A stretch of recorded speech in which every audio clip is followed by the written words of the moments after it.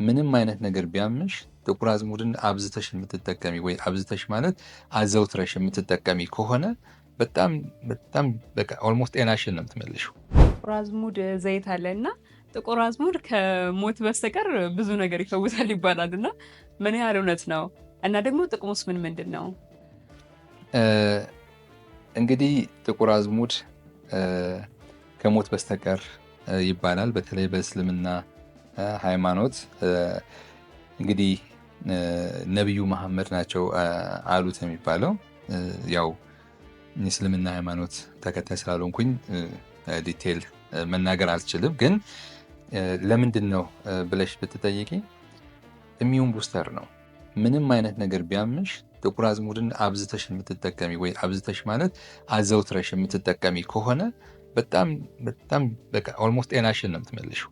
ከብዙ አይነት ኮሌስትሮል ብትዩ፣ ከልብ ጋር የተያያዘ ከደም ጋር የተያያዘ ከብዙ ነገር። ምክንያቱም አንድ ሰው ከባድ ነገር ናቸው አሁን ብለን በዚህ ዘመን የምናምናቸው ስኳር፣ ግፊት፣ ኮሌስትሮል እነዚህ ነገሮች ናቸው እና እነዛን የመቆጣጠር እነዛን ሬጉሌት የማድረግ ጉልበት አለው እና ጥቁር አዝሙድ በምንጠቀምበት ጊዜ ምንድነው ሲንግል ኢንግሪዲየንት ከሆነ በምንወስደው ጊዜ ጨጓራ አይነካም።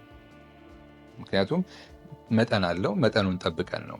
ከዚህ በፊት ቲክቶካችን ላይ ለመናገር እንደሞከርኩት ወደ ኋላ ገብተው ካዩት እያንዳንዱ በእድሜ ክልል ምን ያህል መውሰድ እንዳለባቸው 5 ጠብታ መውሰድ ያለበት ህፃናቶች ሲሆኑ ስንት ጠብታ መውሰድ አለች 5 እስከ 1 ሚሊ ድረስ መውሰድ ይቻላል። 1 ሚሊ መውሰድ የሚችለው ሰው ምን አይነት ሰው ነው? ተለቅ ያለ ሰው፣ የጤና ችግር የሌለበት ሰው ሲሆን 1 ሚሊ ድረስ መውሰድ ይችላል። የጉበት በሽታ ከሌለባቸው በስተቀር 1 ሚሊ ችግር፣ የጉበት በሽታ ካለባቸው ስቲል ከ5 ጠብታ እስከ 10 ጠብታ ድረስ መውሰድ ይችላሉ።